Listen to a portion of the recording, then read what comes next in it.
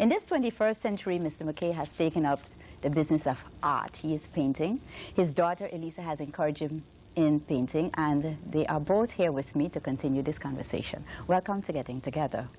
Mr. McKay? I'm glad to be here. Thank you again. And Elisa, you're joining us? Yes, nice so to be here. You are the one that encouraged Daddy. Do you call him Daddy? What do you call him? Yes, I call him Daddy. Okay. Recently, I started calling him Baba, because that's an elder name, an African name for an elder. Oh, I see. Yeah. Because but you know, mostly it's Daddy. there is father and there's Papa and Right. there's Daddy, and so I wonder which one you Right. had between the Basically two of you. Daddy, yeah. So you encouraged Daddy then to paint, and why did you think he should be doing that too, in addition to all that he has already done? Well, my father had been going to Senior Citizen Center for many years, and my mom had become ill, and he stopped going, and she passed away, and I thought that it would be nice if he started doing something again, and he said they were too old for him at the Senior Citizen Center.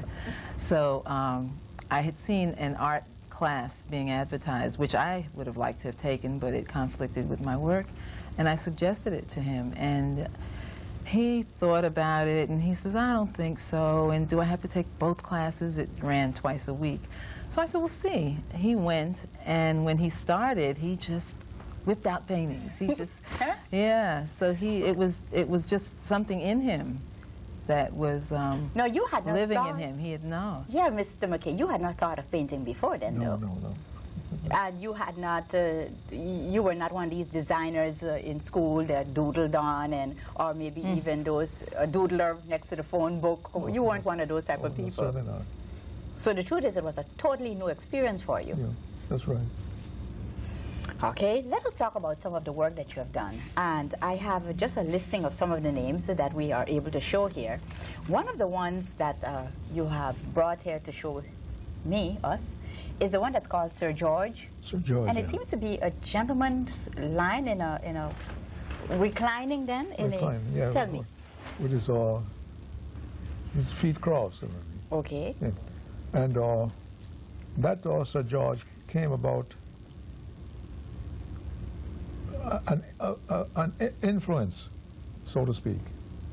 And when it was done, the magazine, the man with the magazine wanted to show it on the cover of his magazine. Okay. And so he came up to the house, and he took it along with him. And so I said to him, I said, well, Peter, what do you give artists and photographers to show their work in your magazine? He says, $50, but for you, $100. And he bought the painting itself for $150. That is Sir George. So what we see here is a replica. It's I'm lost. I thought this was the original. This is the original. The original, yes. Oh.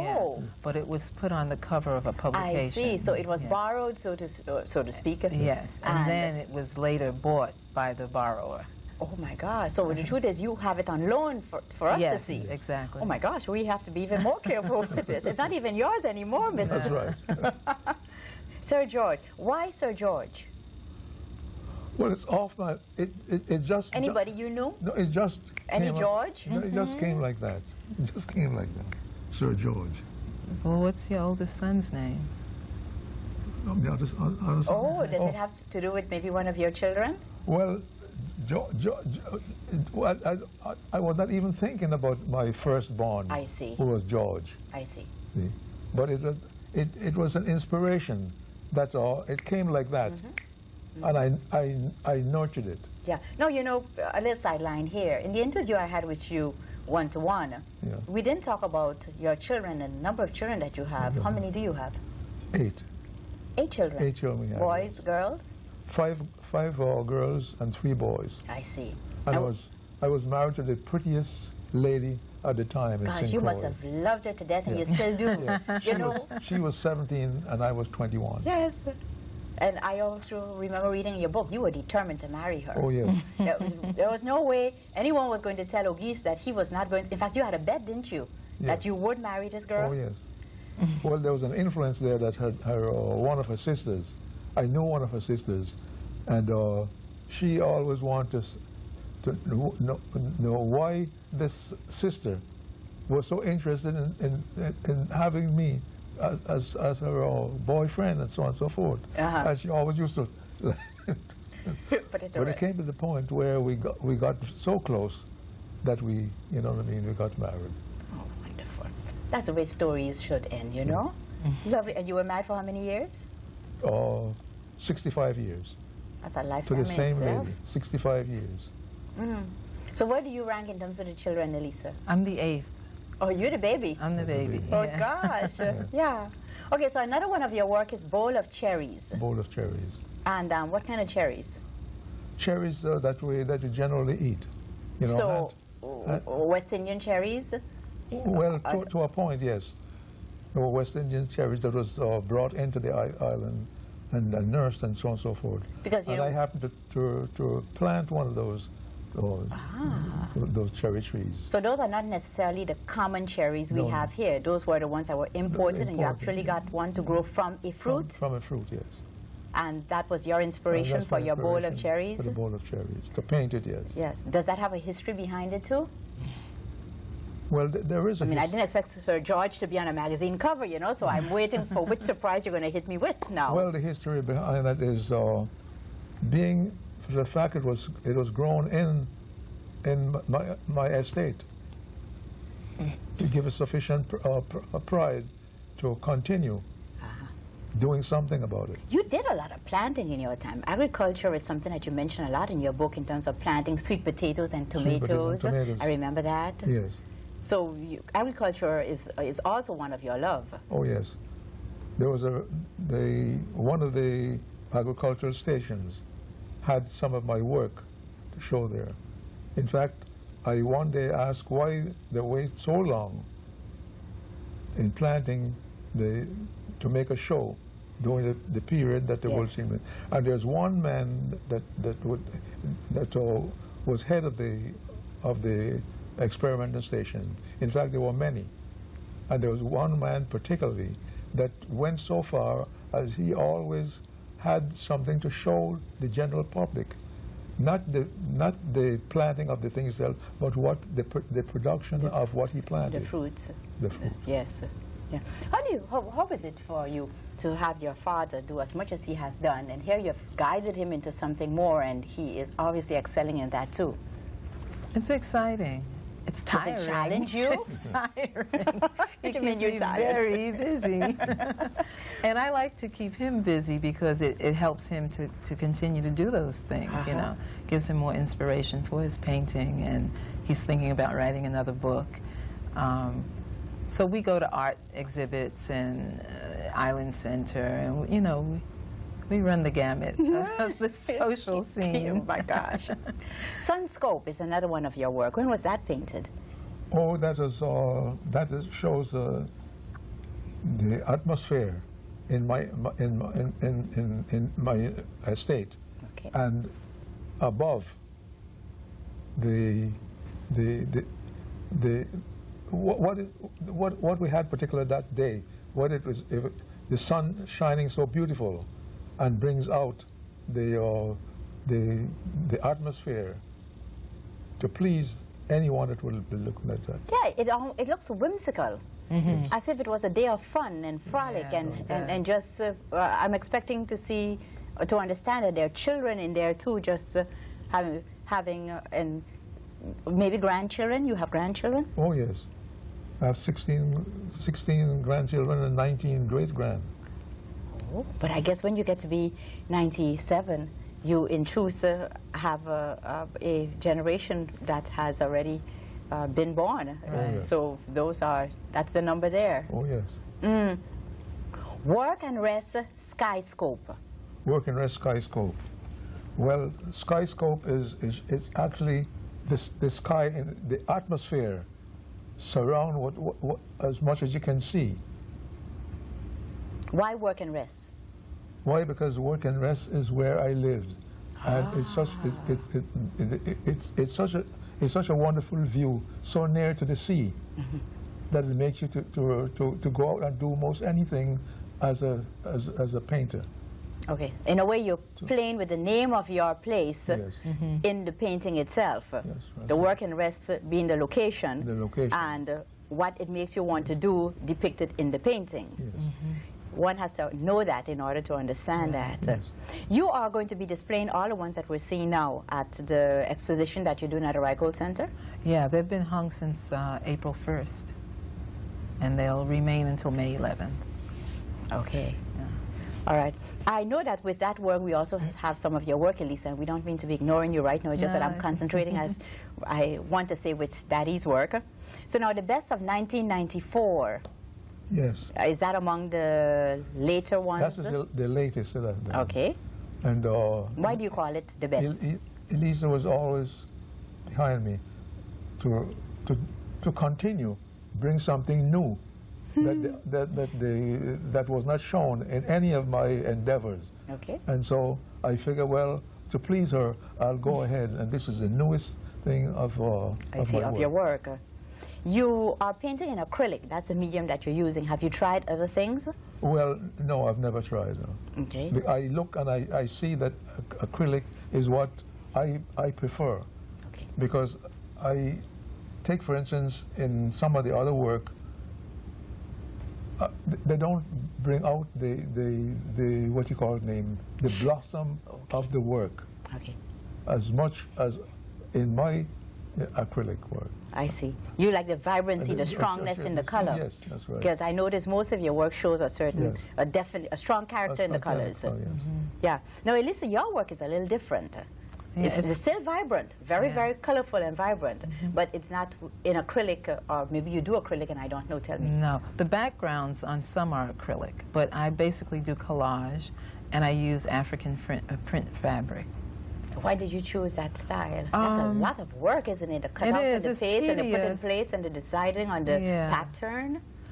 Well, it's, I started doing it when I was teaching high school. I was teaching at a Central High School, and I think it gave me that, the tedium of it allowed me to relax away from grading papers and raising my daughter and, you know, just the daily occurrences of every day, you know. I like the cutting out because it's kind of brings out my inner child. It's fun. I'm sure. That sounds like the kind of thing that little girls would have sat and done, cut out. Right. But then you push the art to the extent of it now becoming a work of a chef d'oeuvre then, because you now place it and you fix it. And the first one that we're showing here is called Gathering of Women's Fabric. No, a gathering of women. Gathering of women. And that's just 11 women. I chose 11 as a significant number. It's a spiritual number to me. And they're just sort of commiserating, just getting together and talking. And there's a very soft background of watercolor so that it doesn't take away. And there's an absence of everything else but the women, so it's really focusing on the women, and they all have different head wraps, and they're just there with each other. Yeah. When you see your daughter's work, Mr. McKay, what feelings does it bring out in you? It brings out a feeling that she should have started to do it even sooner, because that embodiment was within her. Yes. But then that's the same with you. You obviously, you could say about yourself that you should have started to paint even sooner. I know. And do you feel so? I feel so to the effect that many years before, when I did certain things, scratch to show my children, they would laugh. But never did know that it had come to the point where whatever I do was going to be more serious, so to speak. Time changes again, once more. Elisa, making mako? Mako. Yeah, they're just the name itself. 4 mako jumbis. And I just call it mek and mako because they're sort of playing with each other. Okay. And so they're just... Kind of like making mock of? Yes. Making, okay. Yes. Making mock of each other. Yes. As mako jumbis. Yeah. Yeah. There again, you're using fabric. Fabric, African print and fabric. And for that whip, is that just a gold? A gold cord, yeah. And I think the one of the taller moko jumbis has Eucalyptus, not even eucalyptus, it's a root, patchouli root. I've put into his hat and around his waistline as a little skirt. And then I used some of the gold cord for the other makajumbi. Yeah. That's one way of including more than just the material, but again, using other material in order to portray what you want to show. And to give dimension, yeah.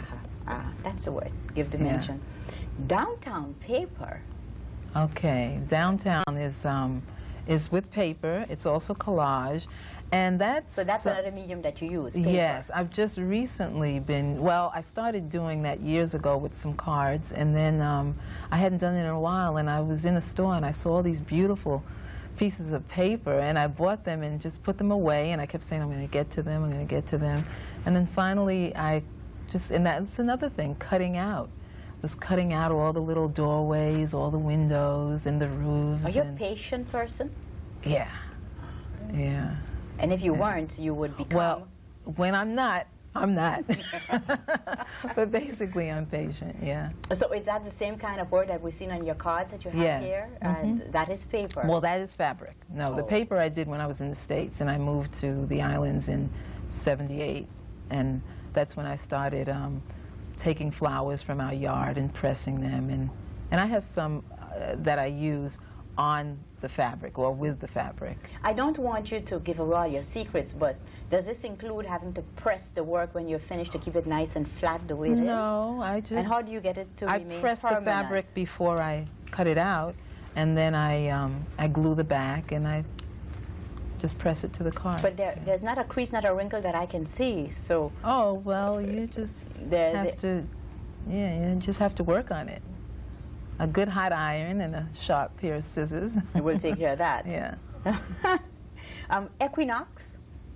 Oh, that's I finished that on the vernal equinox, and there are 3 women there, and it's kind of autobiographical. It's sort of different facets of myself, what I remember about my mother, my relationship with my daughter, and I have 4 sisters, and my relationship with them. And it's playful. It was going to start out to be a serious piece, and one of the women in the piece was supposed to be standing facing front, and her dress just didn't work. And I finally cut it down, and she seemed to take her own direction as if she was walking away from the other 2.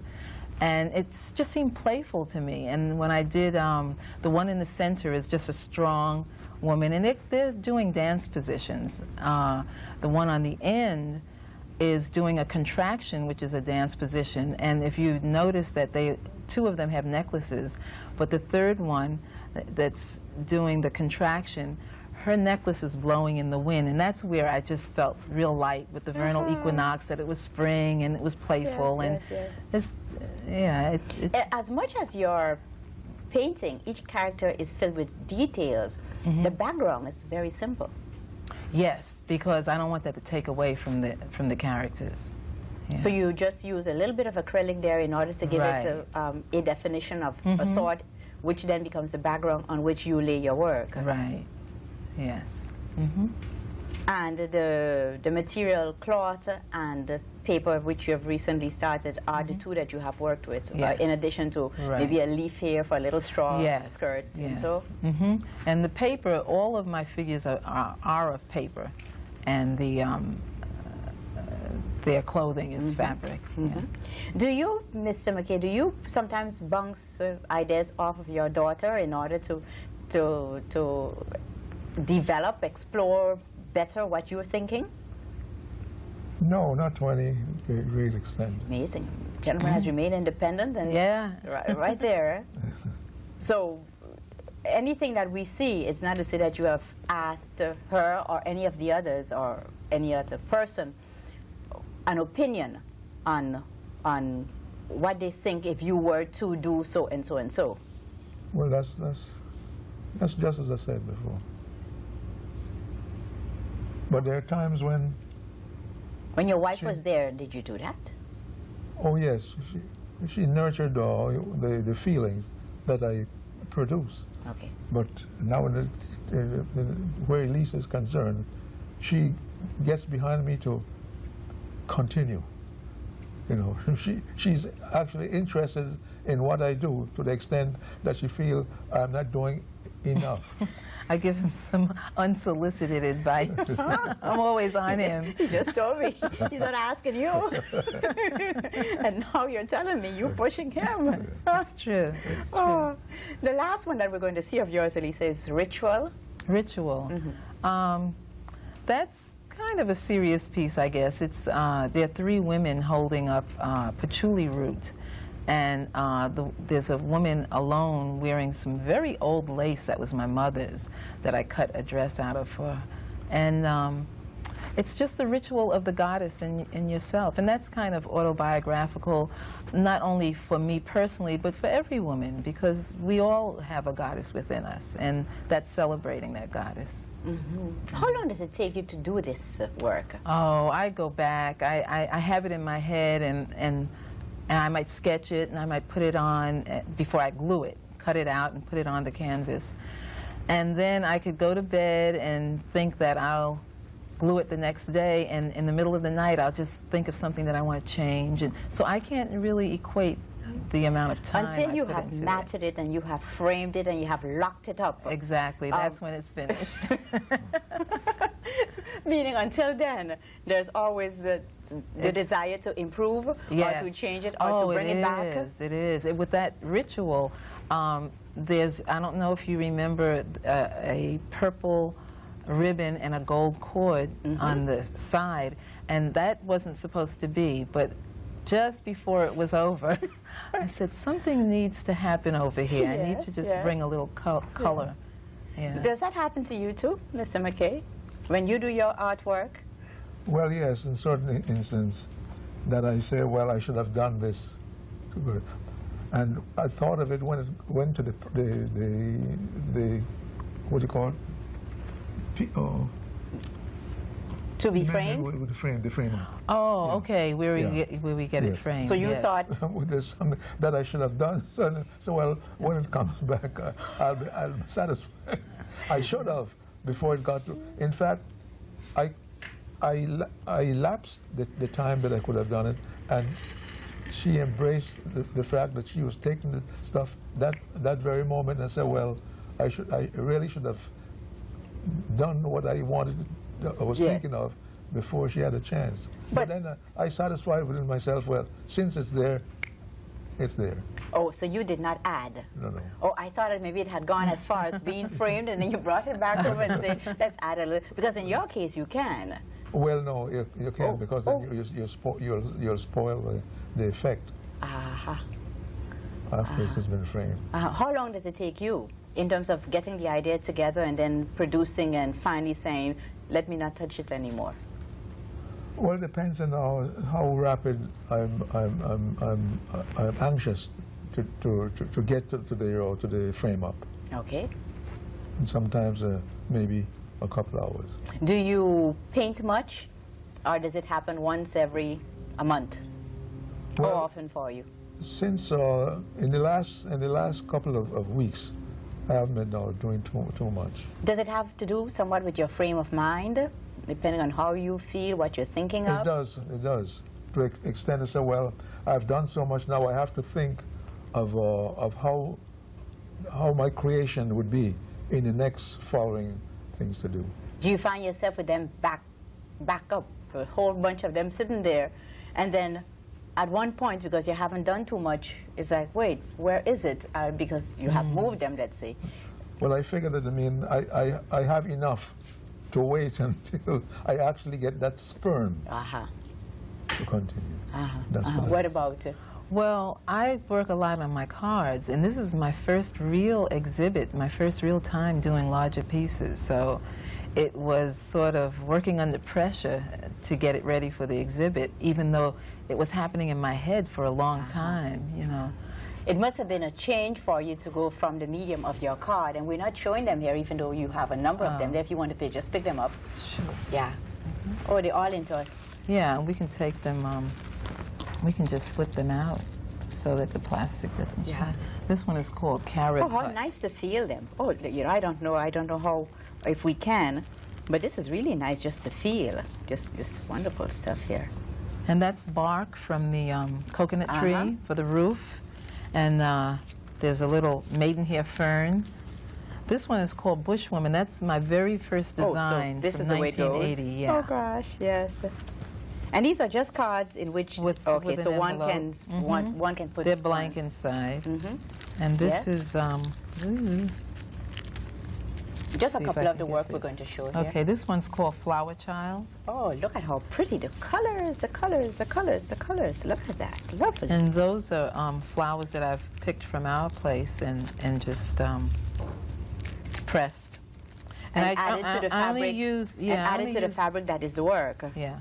Yes. And this is a Moko Jumbi. Okay, let me just show this last one here. And here we have it again. Can you show this one? Again, you choose such vibrant colors. Yeah, the So African nice. prints are just wonderful to work with. But you know, the West Indian Madras is well, another I'm one. thinking of doing something using some madras Yes. and doing something traditionally West Indian. Yeah. Yeah. Oh, how pretty. Very you. pretty and very nice to feel. Feel, yeah. Oh, let me say that I'm seeing the use of toothpick and I'm seeing the use of gold cord. So obviously, all that has to come into play is at hand in your kitchen or in the sewing room. Exactly. Yeah.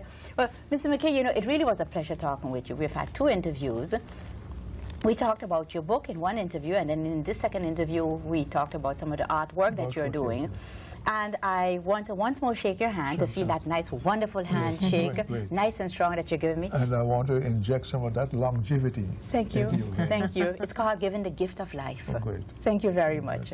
My guests, Ogese Theophilus McKay and his daughter, Elisa McKay, both of them here in St. Thomas visiting with us. There's an art show at the Rycole Center to which you're invited. And I'm just repeating again that there was a book signing of his book, Now It Can Be Told, at the Dockside Bookstore. Thank you very much for joining us. Good night.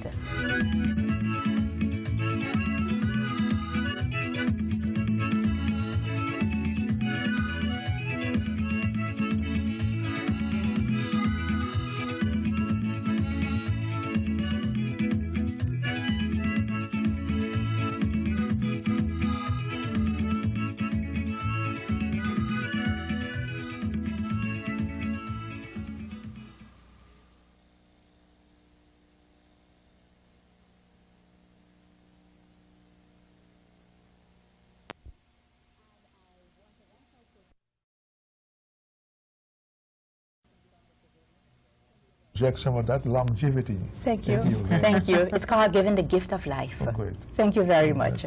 My guests, Ogese Theophilus McKay and his daughter, Elisa McKay, both of them here in St. Thomas visiting with us. There's an art show at the Rycole Center to which you're invited. And I'm just repeating again that there was a book signing of his book, Now It Can Be Told, at the Dockside Bookstore. Thank you very much for joining us. Good night.